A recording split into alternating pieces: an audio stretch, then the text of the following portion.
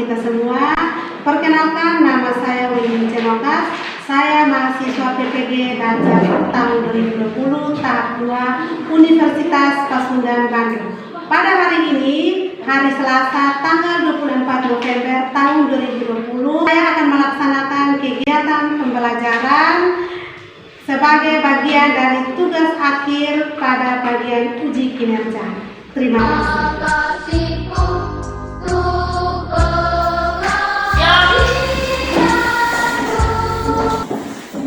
Hormat. Selamat pagi, Guru. Baik, selamat pagi anak-anak. Silakan duduk. Terima kasih, Guru.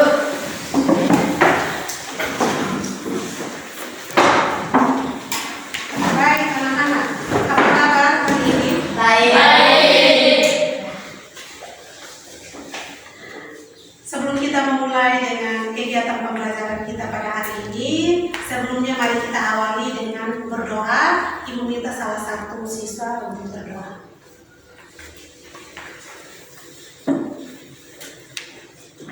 Siap, marilah kita berdoa dalam nama Bapa Allah Bapa dalam kerajaan surga. Puji dan syukur kami haturkan ke depan hadirat-Mu yang kudus, karena begitu besar cinta dan kasih-Mu kepada kami, sehingga Engkau telah membimbing kami dari rumah kami masing-masing hingga tiba di lembaga pendidikan ini dengan keadaan selamat. Ya Tuhan, sebentar lagi kami akan memulai dengan pelajaran, maka kami mohon utuslah Roh Kudus untuk mendampingi kami agar kami dapat mengikuti pelajaran ini dengan baik. Nama-Mu kami puji kini dan sepanjang segala masa. Amin. Dalam nama Bapa dan Baik, terima kasih. Semua hadir? Kami semua hadir, Bu.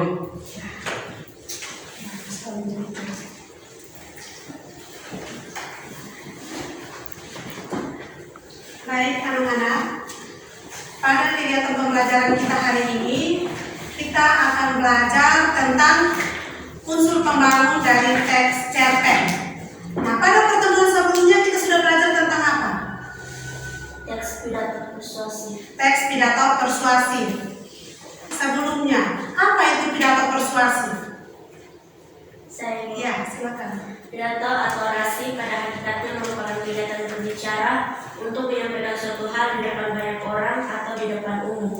Hal yang disampaikan oleh orator bisa berupa pendapat, gagasan, informasi, atau pesan-pesan tertentu. Ya, baik. Jadi, pidato persuasif itu adalah kegiatan berbicara di mana sang orator menyampaikan gagasan, pikiran, pendapatnya dengan tujuan untuk mengajak atau membujuk audiens atau khalayak umum mengikuti apa yang disampaikan.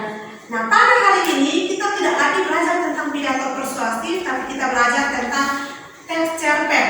Kita belajar tentang unsur pembangun dalam teks cerpen. Nah, teks cerpen itu sendiri masuk dalam karya sastra. Karena dia masuk dalam karya sastra, tentunya dia dibangun oleh beberapa unsur.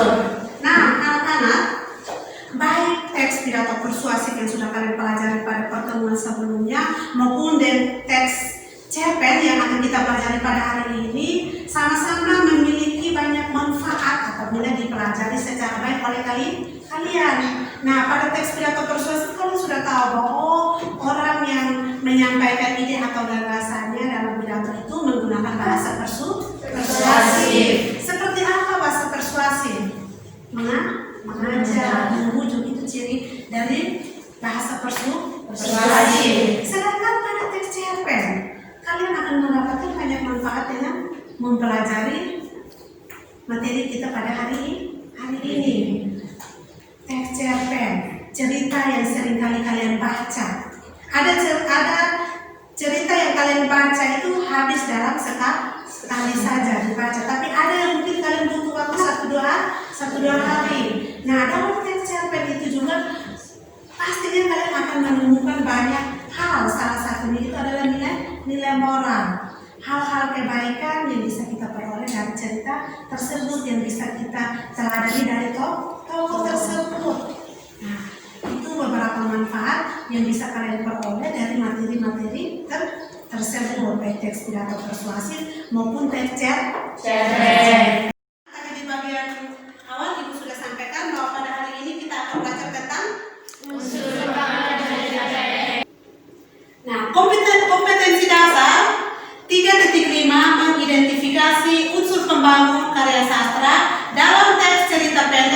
dibaca atau didengar.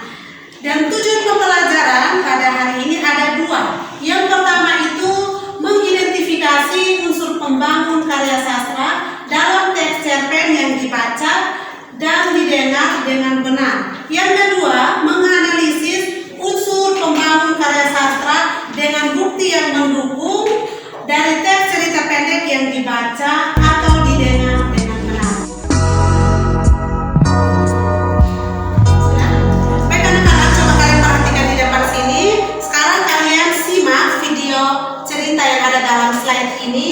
Setelah kalian menyimak, coba kalian utarakan hal-hal yang kalian temukan dari penyampaian cerita.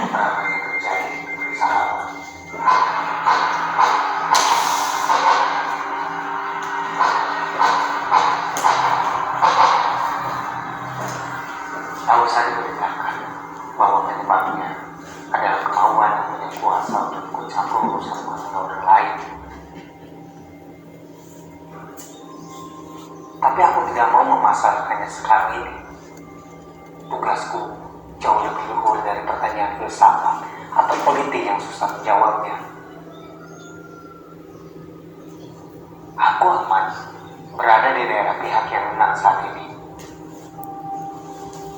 Beberapa tahanan diwariskan siang itu disuruh, maksudnya disiksa macam-macam. Dan akhirnya ada salah seorang lelaki yang pakai kumar dan pakai capi. Meski dia petani, disuruh maju ke depan. Seorang serdadu mendekatinya,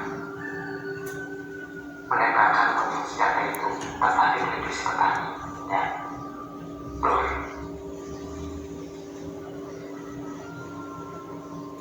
Aku tidak bisa berbuat lain kecuali menekan tombol kamera yang sudah sejak tadi aku siapkan juga untuk menembak. Tidak ada yang mempersoalkan kenapa aku tidak menolong petani itu dan malah bergambarnya.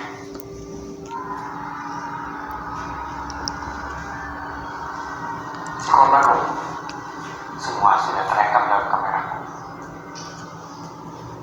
Aku setengah tak percaya ketika menyaksikan tubuh yang roboh itu perlahan-lahan naik seperti terangkat angin. Ringan sekali, semakin tinggi, semakin tinggi. Namun, aku saksikan nyawanya masih tegak berkeping di tanah. Aku melihatnya jelas. Aku keheranan. Tentu saja. Seorang serdadu mendekatiku dan dengan tenang berkata, "Bukan wartawan, jangan suka heran begitu loh. Setiap kali ada pembangkangan mati ya begitu. Tenang saja, lama-lama aku juga terbiasa." Aku tengok ke arah suara itu. Aku tak boleh kaget ketika melihat tampak serdadu itu persis merempet wajahku.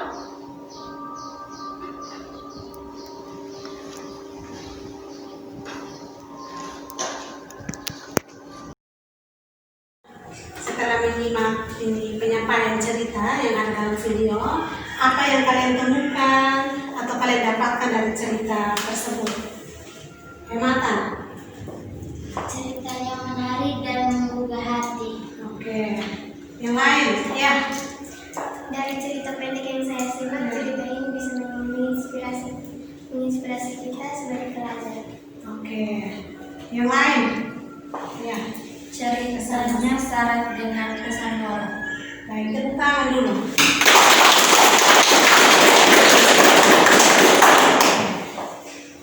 Dari beberapa hal yang sudah kalian sampaikan itu semuanya benar ya, semuanya baik dan semuanya sesuai dengan cerita tersebut, di mana cerita tersebut berjudul Tugas karya dari Indi Sapardi Djoko Damono.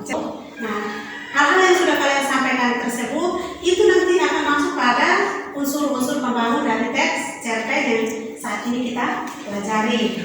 Nah, anak-anak, tadi kalian sudah menyampaikan beberapa hal terkait dengan tayangan video yang kalian simak, ceritanya tentang tugas karya dari Sapardi Djoko Damono. Di dalam cerita tersebut banyak pesan moral dan menginspirasi. Kita pun ikut terbawa dalam cerita tersebut. Nah, setelah kalian menyimak dan setelah kalian menyampaikan hal-hal tersebut, apa yang kalian pahami tentang teks cerpen? Ya. Cerpen atau cerita pendek adalah sebuah karya sastra pendek yang bersifat fiktif. Ya, bersifat fiktif. Mas Santos. Cerita pendek cenderung padat dibandingkan dengan karya-karya fiksi yang lebih panjang seperti novel. Oke, baik. Jawaban dari kalian berdua betul bahwa cerpen itu dia termasuk dalam prosa, cerita naratif yang sifatnya fiktif. Terus di cerpen itu habis dalam sekali baca, ceritanya pendek ya, ceritanya pendek. Sedangkan ceritanya yang panjang itu disebut dengan novel, tidak habis dalam sekali baca. Nah, jawaban dari teman kalian berdua ini tentang cerpen itu sudah betul. Maka cerpen dapat diartikan sebagai Cerpen adalah sebuah karya sastra pendek yang bersifat fiktif dan mengisahkan tentang suatu permasalahan yang dialami oleh tokoh. Secara ringkas, mulai dari pengenalan sampai akhir dari permasalahan yang dialami oleh tokoh. ya, baik. Jadi cerpen itu dia termasuk dalam jenis karya sastra, jenis karya sastra yang bersifat fiktif. Jadi isi dari cerita tersebut itu fiktif atau hanya hasil imajinasi dari sang pengarang atau penulis, tidak terjadi dalam kehidupannya nyata. Itu yang disebut dengan fiktif. Nah, karya sastra itu baik cerpen ataupun novel yang dalam bentuk atau jumlah yang panjang itu dibangun oleh dua unsur. Yang namanya karya sastra, jenis karya sastra itu pasti dibangun oleh dua unsur. Unsur apa saja yang membangun karya sastra? Ya. Teks cerpen memiliki dua unsur, yaitu unsur intrinsik dan unsur ekstrinsik. Baik, ada dua unsur yaitu unsur intrinsik dan unsur ekstrinsik. Unsur ekstrinsik, unsur yang membangun dari dalam cerita itu disebut intrinsik ataukah ekstrinsik? Ya, Intrinsik. intrinsik. Sedangkan yang membangun dari luar karya sastra atau dari luar cerita disebut ya, Unsur ekstrinsik. unsur ekstrinsik. Jadi unsur yang membangun dari dalam cerita itu disebut unsur intrinsik, sedangkan unsur yang membangun dari luar cerita itu disebut unsur ekstrinsik. Oke. Sudah disampaikan bahwa unsur yang membangun karya sastra itu ada dua, ada unsur intrinsik dan juga unsur ekstrinsik. Unsur yang membangun dari dalam cerita itu disebut unsur intrinsik, sedangkan yang membangun dari luar cerita itu disebut unsur ekstrinsik. Oke, meliputi hal apa saja yang meliputi unsur intrinsik? Ya. Yang pertama, tema. Iya. Oke, yang kedua, Tokoh. Yang ketiga, cari Penokohan. Ya, Alur atau plot. Apa lagi? Ya, latar, ya. Sudut pandang. Yang terakhir, ya, Gaya bahasa. Apa lagi? Amanat. Jadi unsur intrinsik di dalamnya itu terdapat yang pertama tema, yang kedua tokoh, yang ketiga penokohan. Tema di sini menjadi ide atau menjadi gagasan dasar yang melatar belakangi cerita tersebut. Terus tokoh di sini disebut juga sebagai pelaku dalam cerita. Terus penokohan ini berkaitan dengan watak atau karakter dari setiap tokoh. Nah,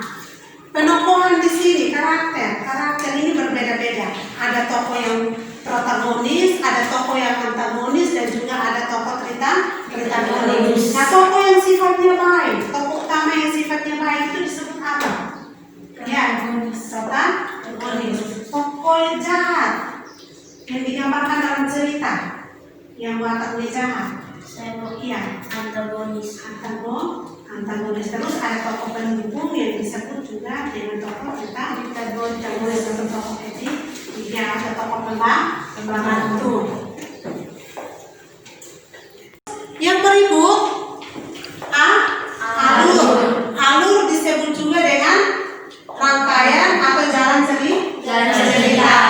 Di sini ada alur maju dan juga ada alur mundur. Apa lagi? Alur campuran. Ada alur mundur, ada alur maju dan juga alur campuran. Yang berikut latar. Nah, latar ini meliputi apa saja? Latar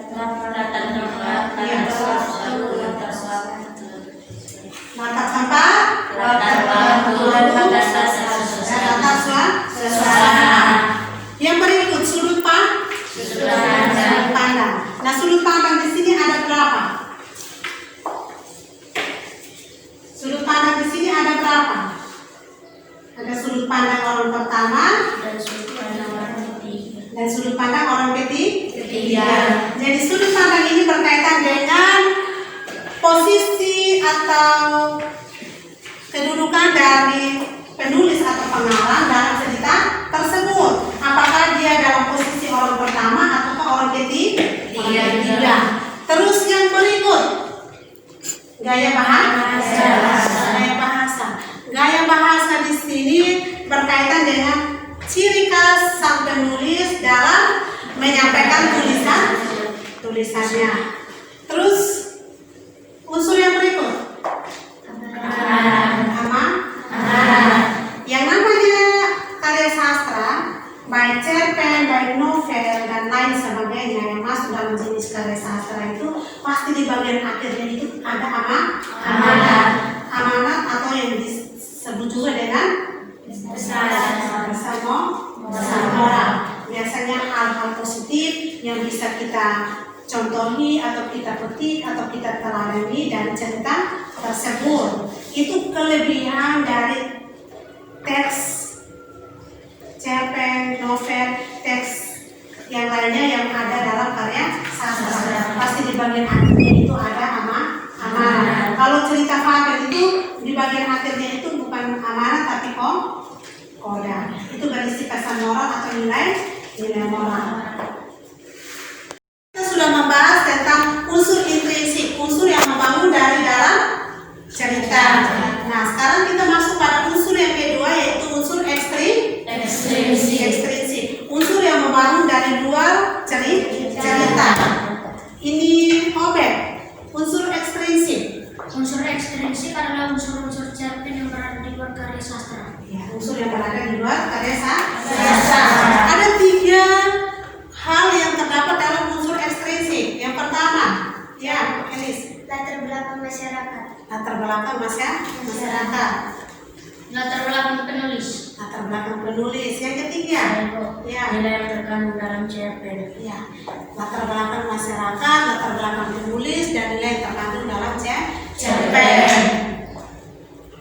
Baik anak-anak, tadi kita sudah membahas tentang 2 unsur dalam teks cerpen. Ada unsur intrinsik dan juga ekstrinsik. Nah, sebelum kita masuk dalam kegiatan diskusi, Ibu memberikan kesempatan kepada kalian untuk bertanya terkait dengan materi yang sudah kita bahas barusan. Silakan.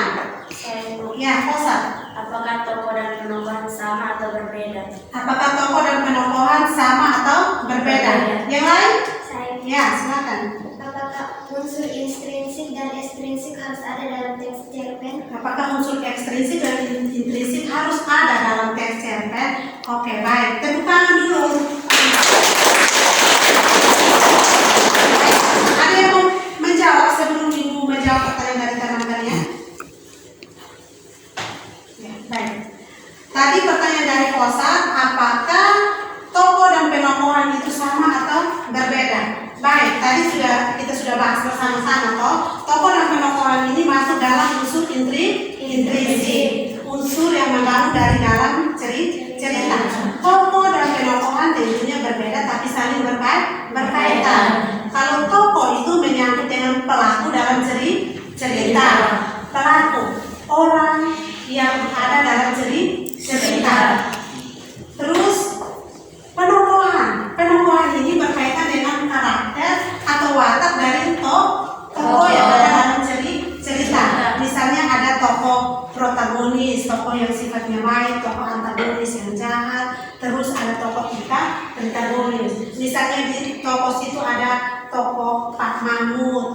toko Tania dan lain sebagainya. Ada toko ayah, ada toko ibu. Artinya orang atau pelaku yang ada dalam cerita dengan karakternya masing-masing, wataknya masing-masing. Nah, itu yang masuk dalam penokohan. Terus tadi Elis bertanya tentang apakah unsur intrinsik dan ekstrinsik harus ada dalam teks cerpen? Iya, harus ada. Karena kedua unsur tersebut adalah unsur pembangun, unsur pembangun dalam karya sastra.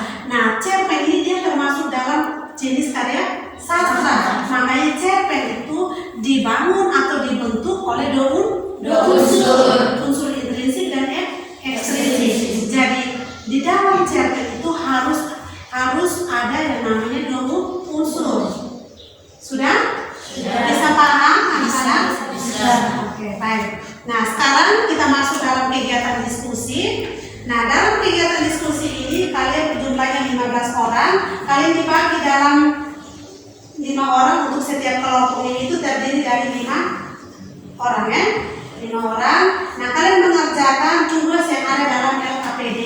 Di situ yang pertama, kalian membaca teks cerpen yang sudah ibu siapkan di LKPD.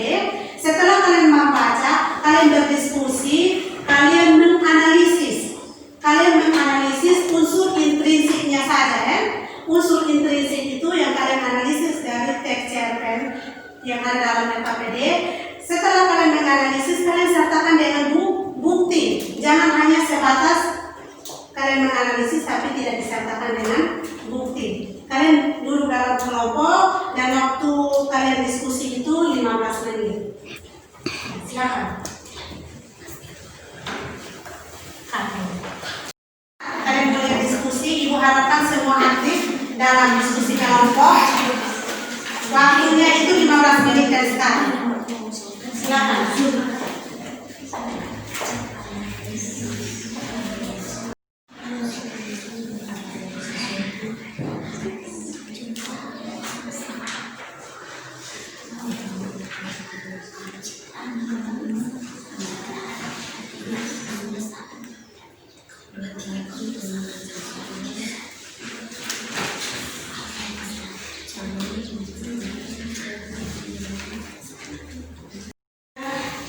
Selesai 15 menit. Sekarang saatnya untuk kalian mempertanggungjawabkan hasil kerja kalian di depan. Nanti setiap kelompok diwakili oleh 2 anggota kelompok. Nanti kesempatan pertama ibu berikan dari kelompok 1 sampai dengan kelompok 3. Saat kelompok 1 presentasi di depan, kelompok 2 dan kelompok 3 silakan menyimak hasil kerja dari kelompok 1. Setelah itu kalian diberikan kesempatan untuk menanggapi hasil kerja dari kelompok 1 maupun dari kelompok yang lain. Oke. Ibu minta kepada kelompok 1 untuk presentasikan hasil kerja kelompok kalian. Silakan. Terima kasih atas waktu yang diberikan kepada kami. Kami akan membacakan hasil diskusi kami. Menganalisis unsur intrinsik disertai bukti yang mendukung dalam cerpen kali ini. 1. Tema berjudul ketidakadilan. 2. Tokoh Pak Ahmad, penjual es, dan Pak Sersan. 3. Pengakuan. Pak Ahmad berkarakter protagonis, baik hati, penolong, dan tabah. Pak Ahmad mencoba menetralisasi keadaan sebelum menjadi runyam. Lalu ia memberanikan diri berbicara. Pak Sersan, maaf, itu salah saya. Anak-anak itu protes karena saya minta didahulukan. Saya minta maaf. Saya yang salah. Itu lewat. Pak Sersan yang rumahnya di sudut alun-alun berteriak saat bunyi pedagang es pudang dari jawaban. Latar waktunya itu pada siang hari. Pada suatu hari yang terik, sementara anak-anak di alun-alun naikkan layarnya. Latar suasana terlihat tegang dan sunyi. Tiba-tiba Pak Sersan meletuskan pistolnya. Semua mendadak terdiam. Anak-anak ketakutan dan tukang es sudah pucat pasti. Gaya bahasa. Gaya bahasa yang digunakan dalam cerpen ini menggunakan bahasa Indonesia yang mudah dipahami oleh pembaca.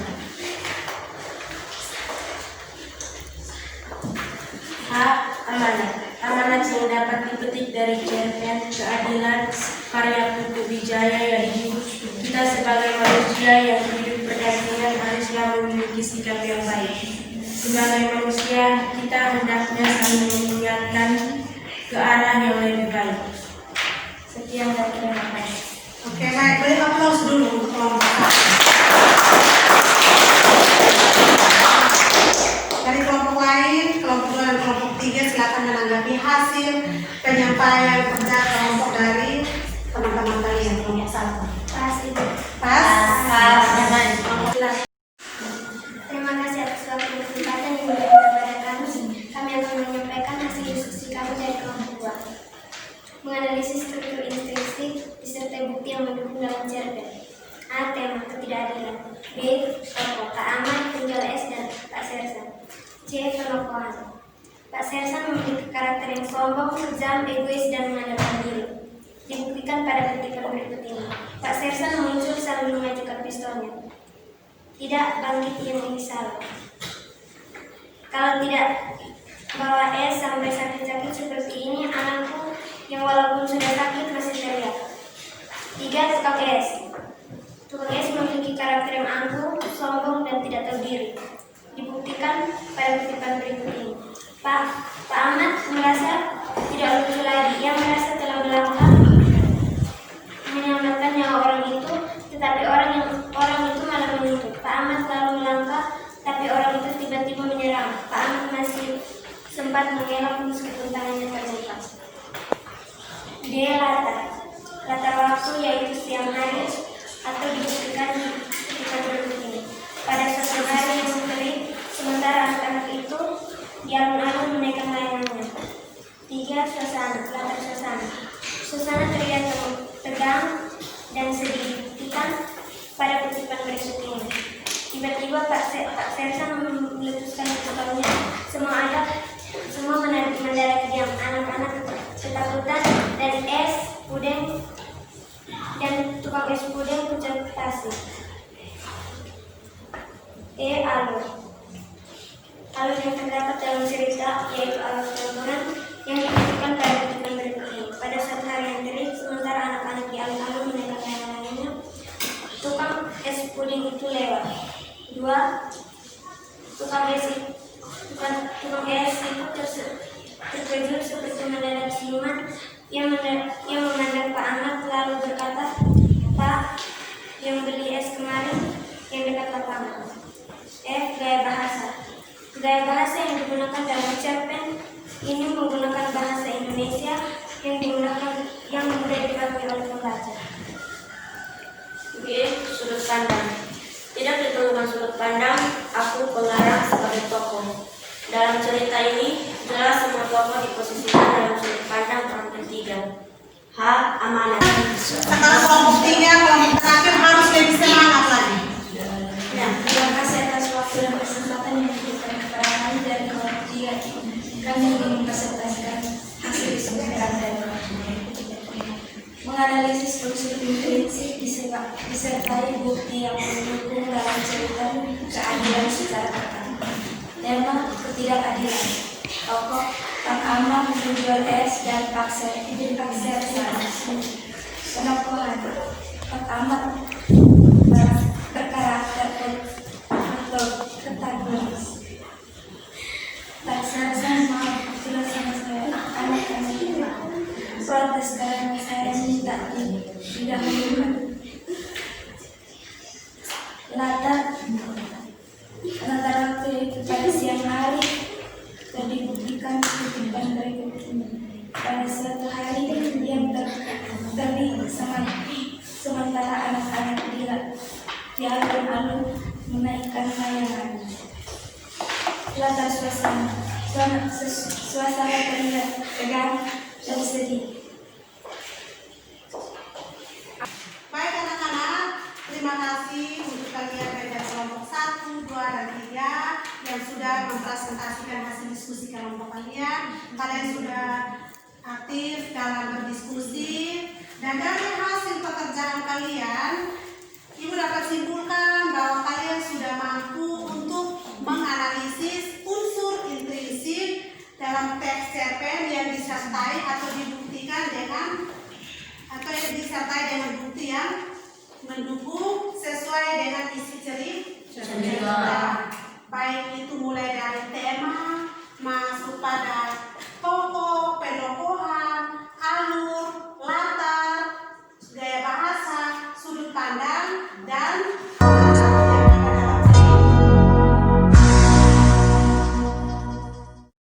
materi terkait dengan unsur pembangun dari teks cerpen. Nah, pada kesempatan ini Ibu akan memberikan soal kepada kalian. Kalian silakan mengerjakan soal yang Ibu sudah siapkan. Soalnya itu dalam bentuk pilihan ganda ya. Soalnya itu terkait dengan materi yang baru saja kita selesai membahas, yang sudah kalian diskusikan dan yang juga sudah kalian presentasikan. Kerjanya masing-masing ini sebagai kegiatan evaluasi dari pembelajaran kita hari ini terkait dengan materi unsur pembangun teks cerpen.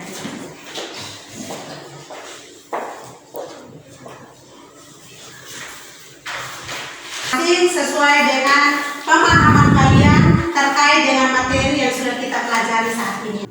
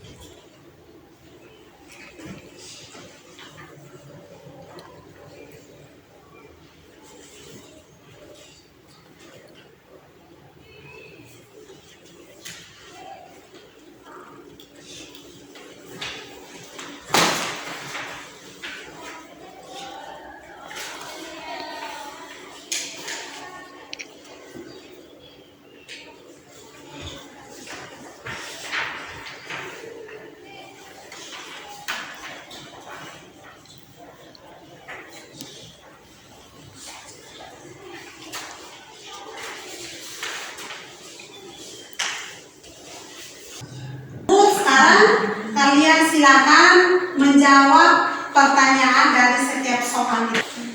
Salah satu unsur intrinsik yang membangun dari dalam cerita adalah B. Latar atau setting. Ya. Nomor 2. Ya, silakan. Latar belakang penulis, faktor dalam diri penulis, yang mendorong penulis dalam membuat cerpen merupakan salah satu unsur pembangun cerpen yang berada di luar cerita tersebut, merupakan bagian dari unsur A ekstrinsik. Ya, betul sekali. Nomor 3. Silakan. Pada pertemuan berikut kita akan belajar tentang menelaah struktur dan ciri kebahasaan dari teks cerpen. Di rumah kalian silakan membaca materinya, ada di buku cetak yang kalian pegang. Terus kalian bisa mengakses materi dari internet. Selain itu ada tugas, ada pekerjaan rumah bagi kalian. Silakan kalian membaca teks cerpen yang ada dalam halaman 38. Kalian menganalisis unsur intrinsik dan juga unsur ekstrinsik yang ada dalam cerpen tersebut. Nah, tugas tersebut kalian kumpulkan pada Yang segala master. Amin. Dalam nama Bapa.